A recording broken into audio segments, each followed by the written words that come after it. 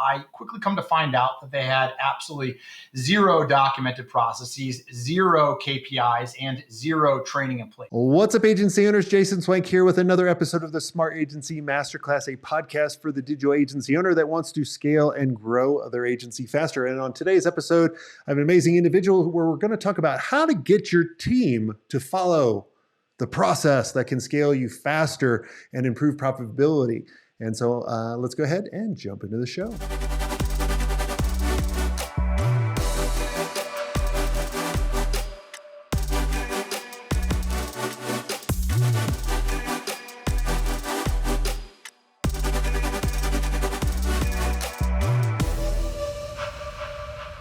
Hey, Chris, welcome to the show. Thank you for having me today, Jason. Yeah, so tell us who you are and what do you do? Yeah, a little bit about us. So Chris Gwinn, founder and CEO of Great Lakes Advisory. We are an operations agency that helps digital agencies to create more consistency and productivity, profitability in their agency by documenting their processes, developing KPIs to really gain better visibility into their operations, and to develop out customized training to establish accountability and ensure that their processes are followed by all. Say that 3 times really fast. No, just kidding. Like, did you come up for a breath? No. That's awesome. Well, let's kind of dive into it. How did you get started in your agency? What got you into this space? Yeah, so it all started back in 2014, 15-ish. At the time, I was working with my dad's business, or my dad approached me and was really struggling to keep his head above water. He was constantly putting out fires, dealing with internal issues, employees not following tasks the correct way. And so he approached me and asked me if I wouldn't mind taking a look at some of their operations, kind of diving deeper into the financials and see if there's any opportunity to make the business a little bit easier to manage. And so obviously I've got a lot of loyalty towards families, so I was more than happy to take a look. But as I began to dissect their operations, interview some of their employees, review their financials, I quickly come to find out that they had absolutely zero documented processes, zero KPIs, and zero training in place. It was essentially throw the employees to the wolves and see if they can figure it out on their own. And there was really no type of visibility to really verify whether or not folks are actually following their processes in practice and really moving the critical drivers within the business. And so my initial thought around trying to make this business a little bit easier to manage was that if we can clearly define all of the processes in the organization and become crystal clear with the step-by-step leading to a specific result or outcome, and then tie those specific processes to KPIs so that we can actually measure those outcomes and then build training around that hopefully this would make the business a little bit easier to manage because all of the underlying employees would be better prepared to be able to fulfill their daily responsibilities. So took it upon myself to really dissect all their operations, interview each of their employees, capture all of that knowledge, define it, document it, and build it into what we call kind of a process and training playbook. And so after that project, after I wrapped up that project, I really noticed firsthand the incredible impact that processes, KPIs, and training could have for an organization. I noticed from the employee's perspective, it really allowed employees to feel that the organization was investing in their overall professional development. It really allowed them to feel less reliant on their managers, their senior leaders, because they had all of these SOPs at their fingertips. And it allowed management to really sit more in the managerial seat rather than the technician seat because they had better visibility into their operations. And beyond that, I also noticed the entire impact on my dad. My dad's a little bit overweight, suffers from some heart complications, gone through multiple rounds of ablation surgery, and much of that is likely stress-induced. And so I noticed for my dad, the fact that we now had all these processes and training in place that allowed him to effectively remove himself from the daily operations, allow it to be less reliant on him, and really reduce the number of working hours in a given week and focus a little bit more on alleviating some of that stress and just increasing his overall health and well-being. And so realized that there was certainly clearly a much larger need for this solution outside of his organization. So opened up Great Lakes Advisory back in 2018 now, and have been doing it ever since. Cool. I mean, when you talk to, when I talk to an agency owner and they're scaling, and even going back to my days when we were growing the agency business or even growing this one, a lot of times kind of documenting processes on the last on our mind, right? Like we hear you explain all that. And as like a visionary, like my heart starts to going like I start like feeling my chest get tight going, oh my God, there's so much to do. I don't know what to do. But I also go back to the time in my agency life where I got to a point where I was so frustrated where none of my employees could make a decision without me. Now, I realized there it's because I didn't give them the vision of where I'm going. But even after that of like, no, I would always go, they'd come to me with a problem and I would fix it right away. And I would just do it because I said to myself internally going, well, it's just easier for me to do it rather than explain it to you. And I was looking at it on a short-term versus long-term gain. But once someone realizes what I did after getting kicked in the face a couple and kicked other places over the years, what's the first thing people need to start doing, thinking about, all right, I need to figure out, what are the processes that I need to do first that can make the biggest difference for my agency? Not think about all of them. I think that's where my chest kind of gets a little tight. And I think everyone listening could probably agree going, because I'm not a process person. You're a very process person, I can tell. So we get along very well, but you still stress me out, right? And so what is where should we start and what's the biggest impact item rather than thinking to do everything first? No, that's a great question. And I think a common misconception is that we got to document it all. We got to get it all done. And I think to your point, that sounds very, very daunting. It's overwhelming to think there's just countless processes and responsibilities that happen on throughout the year that we need to be able to document. And if you view it like that, yeah, it's super overwhelming. But our approach is a little bit different, is that instead of trying to document everything underneath the sun, really, to your point, focus on the highest impact items and leaning on much of kind of Pareto's 20-80 principle. What are the 20% of those core processes that represent 80% or more of all of the activities and all of the results in your agency? And so for many folks, that's probably going to be at the bare minimum, probably your sales process, probably your client onboarding process. Some of these processes are very core and essential to your agency and likely don't change. But really, you want to make sure that you're standardizing those core processes that are happening. And a good way to kind of evaluate kind of which processes to document first is what we do is we kind of prioritize it based off of who is performing this process, how many folks are in that seat that are performing that process. If you have like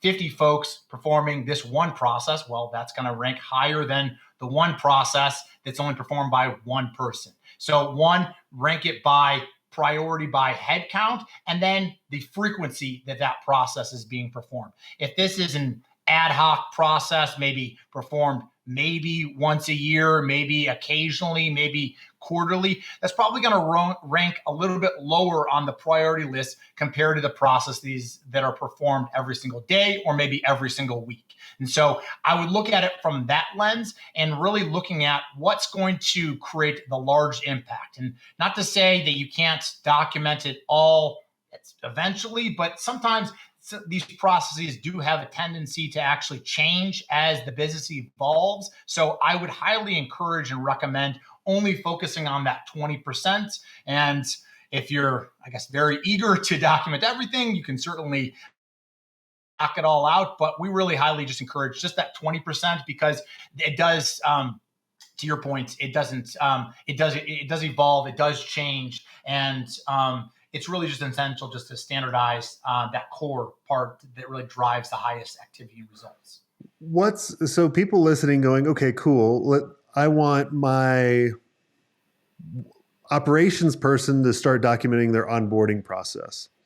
What is the best way for them to start documenting it? Like, I feel if I think back at the agency life and I went to some of my lead people and going, I want you to create an SOP for what you do, they'd be overwhelmed. But if I said create an SOP for bringing on new clients, like where should they start? Like, how can I make it the easiest for them? Because if I make it complex, or I presume if I make it too open, they may be overwhelmed and not know where to start.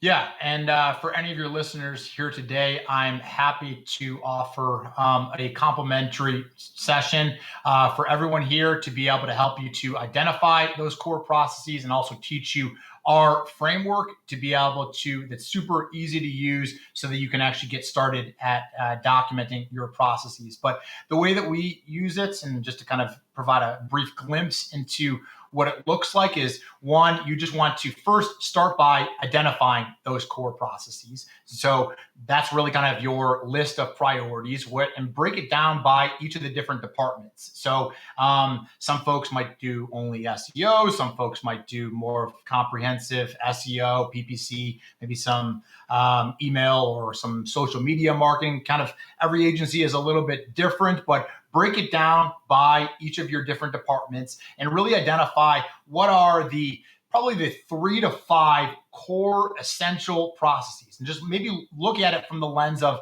what are the processes that I performed over the last 30 days, and probably prioritize the ones that you actually completed over the last 7 days. Those are probably going to represent probably the 3 to 5 processes. From there, you want to identify who is the subject matter expert, who owns that particular process. And those are usually going to be the department heads, or maybe your director of PPC or your director of SEO. Ultimately, it's going to be their responsibility to ensure that that process is up to date. But from that framework, I think you want to identify who is the process owner, what is the name of the process, setting some general expectations of how frequently is this process being performed, and general time expectations of how long it will actually take you to perform said process. Is it kind of an ongoing kind of a couple of hours, or is it maybe a couple of weeks in the form of potentially a sales process? And then from there, setting some general kind of sharing some additional information on any additional applications, any additional resources that you might need to be able to complete this process, and then just outlining really the simple steps. We do find it to be very helpful, especially when we're living in more of a digital world today, to actually capture screenshots as well while you're navigating each of those steps. But really, the idea here is to create an SOP that is one touch, meaning that one person can follow this process from beginning to end, and doesn't necessarily need to reach out to someone else or need to interface with a different department for half of the process or half of the SOP. This entire SOP can be completed by one individual from beginning to end. And then the goal of an SOP is that by following each of these steps, you are always going to achieve the same exact result or outcome. So with that in mind, that should be sort of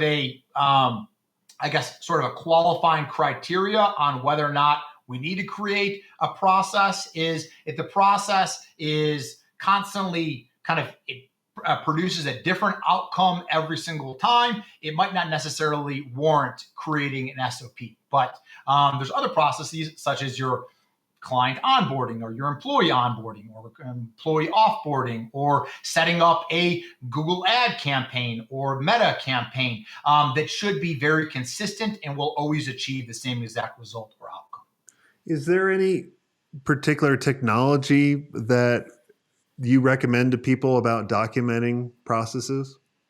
100%. So we recommend an application called Trainual. It is the combination of the word training and manual, but it is an awesome centralized resource. It's an online resource that really serves as a centralized repository to be able to house all of your processes, all of your training information, all of your company information, all of your policies, all in one centralized location. Beyond that, we really love the fact that it allows you to essentially build out kind of a unique training path, if you will, for each of the individual functions or job titles within your agency. Kind of essentially eliminates the issue with if you were to create a 500-page operating manual and I'm maybe a PPC account manager. There might be only, maybe 60 pages or so of this entire operations manual that actually apply to me. So it comes across as very daunting, overwhelming, and I guess leaves room for a lot of interpretation. Instead, having it all in an online application allows you to always ensure that your folks are always viewing the most up-to-date processes and policies. On top of it, it really allows them to only view only the content, only the processes, only the policies, only the company training information that is relevant to be able to perform their role. That's not to say that you can't obviously assign them more content, but it's easier and much more digestible for the end user to be able to structure it like that. Cool. And what's the biggest mistake people make at documenting their processes? I would say the biggest mistake is folks thinking that it has to be absolutely perfect from the jump, that we spend way too much time trying to perfect it rather than just trying to get it done. I think the first step is just getting started first by just identifying those core processes. And it is really an evolving process. A lot of times these processes that are in place at maybe when you were only 5 folks in your agency are probably not going to be all the same exact processes that are all going to apply if you become maybe a 50 or a 75 person agency. And so I think the first part is really to just to be able to set very clear expectations that these processes likely will change, and to create areas of accountability for each of the individual folks that are responsible for documenting their core processes within their areas. What a lot of folks, what I find to be very helpful for folks that are tackling this internally is that if any folks run on the operating model, maybe such as EOS, or there's a lot of other different operating models out there, to kind of bake this in. Many times the folks that are responsible for documenting these processes are actually on or represent a lot of the folks on their leadership team. And so making it an individual rock for those individuals that they need to complete said processes or XYZ processes by the end of this quarter, making it very smart and manageable. And then setting a cadence of reviewing those processes maybe every 6 months or every year, or on a time frame that's appropriate for those processes, just to ensure that those processes are all up to date. Awesome. Well, this has been amazing. Is there anything I didn't ask you that you think would benefit the listeners? No, I think you've been very thorough. I appreciate the time. Awesome. And what's the agency website people can go and check you guys out? Yep. So it's www.greatlakesadvisory.com. And as I mentioned earlier, I'll also share another link with Jason that if any of the listeners today are interested in getting help with identifying their core processes, building out that roadmap, and learning our framework for how to document your processes, more than happy to provide that to all the listeners today to help everyone get started. Awesome. And if you guys enjoyed this episode, make sure you share it out, subscribe. And if you want to know the 4 secrets for attracting your perfect agency clients, I've created a free masterclass. If you go to agencymastery360.com/attract, you can get access to that and the resources. And this is all free, and it's better than everybody's paid crap. So go to agencymastery360.com/attract. And until next time, have a swank day.